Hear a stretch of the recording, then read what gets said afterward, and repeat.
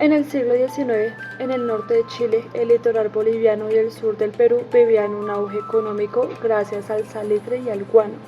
Bolivia dependía de puertos pacíficos como Antofagasta.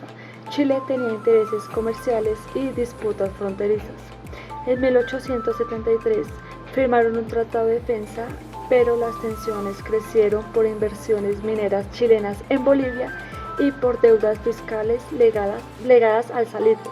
En 1878, Bolivia impuso impuestos a una empresa chilena en Antofagasta. Ese fue el desencadenante, la revisión de impuestos y el posible incumplimiento de acuerdos previos escaló rápidamente a la guerra. El 5 de abril de 1879, Bolivia declaró la guerra a Chile. Chile, con fuerte poder naval, bloqueó puertos bolivianos y avanzó por el desierto. La Armada chilena dominó el Pacífico, mientras en tierra las campañas se centraron en Tarapacá y luego Tacna y Arica, con Perú aliándose para resistir. Las batallas destacadas fueron Iquique, Pisagua, Tarapacá, Tacna y Arica. El conflicto tuvo un alto costo humano, civiles, trabajadores de las oficinas salitreras y comunidades costeras sufrieron pérdidas y desplazamientos. El cierre de la guerra trajo cambios de mapa. Chile aseguró el control del desierto de Atacama. Perú cedió Tacna y Arica tras acuerdos posteriores.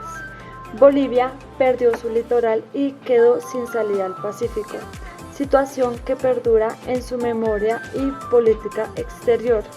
El resultado fue una reconfiguración regional y resentimientos que influyen en las relaciones actuales.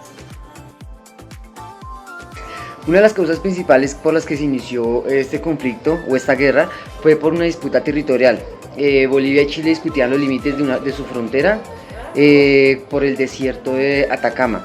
¿Cuál es el desierto de Atacama? El desierto de Atacama es un desierto que dispone de recursos naturales muy valiosos para ellos. Entonces por eso fue que otra de las causas principales que se generó esta guerra fue por lo que les dije anteriormente, porque en el desierto de Atacama habían recursos muy importantes. Habían recursos muy importantes como el salitre, que el salitre es un nitrato de sodio que lo utilizaban como conservante, y el guamo que es excremento de aves usado como abono, lo utilizaban como abono. Estos recursos eran muy valiosos porque los utilizaban como fertilizantes y pólvora.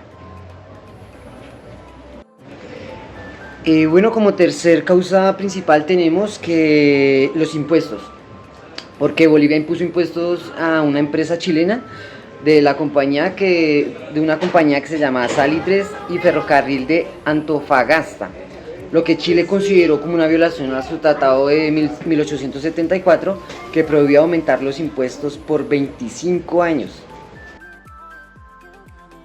La guerra del Pacífico que enfrentó a Bolivia y Chile entre 1879 y 1884 terminó oficialmente con el Tratado de Paz y Amistad de 1904. Aunque el conflicto armado había terminado años antes, este tratado definió la situación de manera definitiva. Bolivia perdió su salida al mar y Chile quedó con el control del territorio del litoral, una zona rica en salitre y mineral. A cambio, Chile se comprometió a construir un ferrocarril entre Arica y La Paz, garantizar el libre tránsito comercial para Bolivia y ofrecer ciertas compensaciones económicas. Sin embargo, para Bolivia esta pérdida fue mucho más que territorial, significó una gran limitación económica y comercial y marcó profundamente su identidad nacional.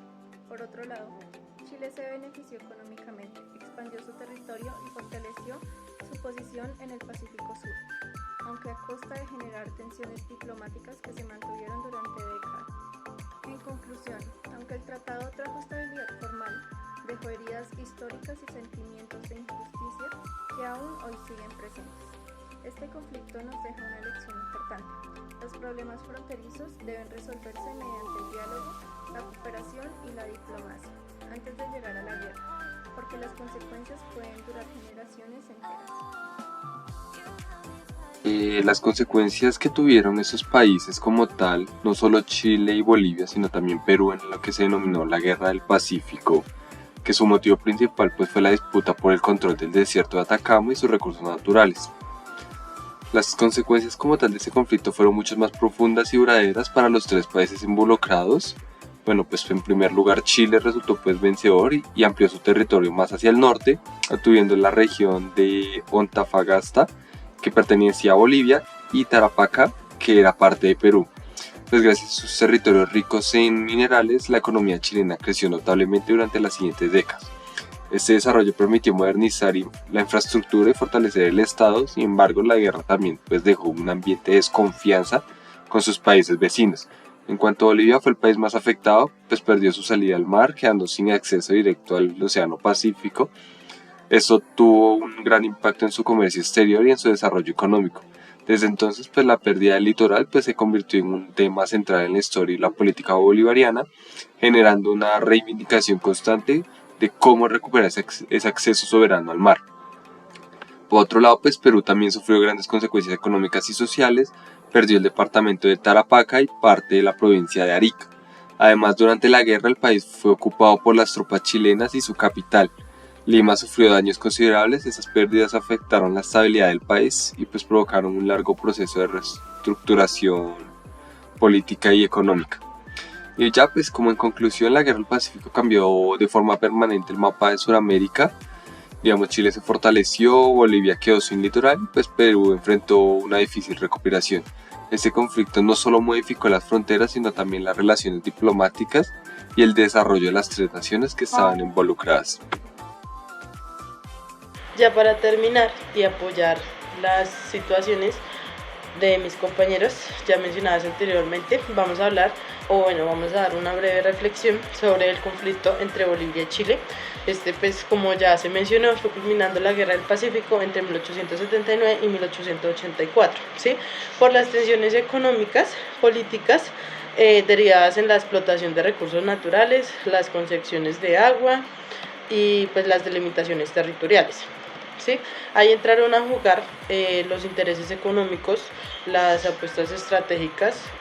Estas apuestas pues chocaron, ¿sí? Contra las fronteras mal definidas pues en su momento, alianzas cambiantes y también las respuestas diplomáticas que fueron pues tardías, ¿sí? Digamos que no hubo como tal una situación o una persona encargada para pues todo este tema, ¿sí? ¿Cómo se podrían haber evitado? La solución pues más clara en ese momento era la solución diplomática temprana, ¿sí? Los mecanismos de mediación, el arbitraje internacional. También podríamos hablar sobre un marco de negociación más fuerte, sobre la transparencia de las concesiones, las claridades fronterizas, los acuerdos sobre los recursos.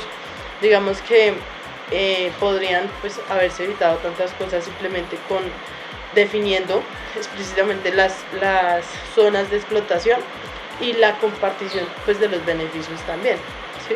Junto con los mecanismos de la situación económica, mecanismos de confianza y escalamiento, los canales de comunicación pues para escalar las tensiones sin recurrir inmediatamente a fuerza con compromisos de retención y tensiones militares.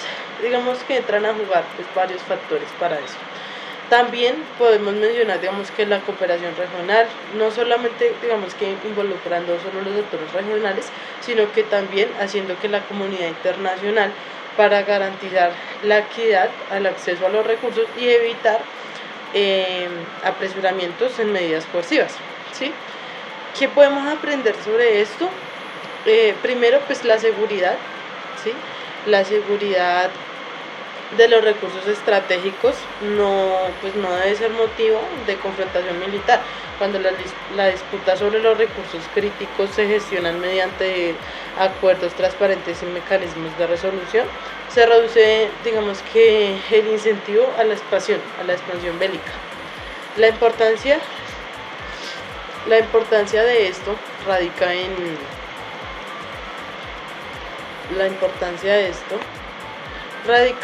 pues en las fronteras claras, la previsión diplomática, digamos que distinguir entre las disputas del hecho y el derecho, ¿sí? Y resolverlas pues en cuanto a los derrames o conflictos abiertos, ¿sí? También una lección pues sería sobre la cooperación regional, buscar digamos que más que una guerra, una pacificación, un desarrollo sostenible. Necesitamos pues instituciones que promuevan como tal ya la negociación y la cooperación, más que las rivalidades históricas, digamos que dejar un poquito atrás la historia y centrarnos un poquito más en el presente. La resiliencia de la convivencia democrática. ¿Eso qué quiere decir? Pues la memoria de los conflictos debe servir para fortalecer los derechos humanos y las normas de convivencia. O sea, podemos basarnos en el pasado para, pues, como dicen por ahí, no cometer los errores del pasado, sino aprender de ellos y aplicarlos pues en el futuro. ¿Para qué? Para demostrar los derechos, las normas de convivencia pacífica, evitando la repetición de conflictos. Digamos que, como ya lo mencioné, dejar un poquito eso atrás y seguir más adelante, no para descontinuar, sino para ir mejorando pues día a día. También aprendizaje de la memoria histórica, como ya lo estoy mencionando, hay que aprender a reconocer los errores y aprendizajes, no glorificar la violencia, generar, digamos que o sea, tratar de que las generaciones actuales y las futuras también busquen soluciones pacíficas y equitativas, no simplemente como que basamos en todas las guerras o bueno, todas las disputas que hubo antes, sino que buscar la solución y también enseñarles a ellos sobre eso. ¿Listo? Eso sería todo. Muchas gracias pues por ver este video, espero que aprendan muchos y hasta la próxima.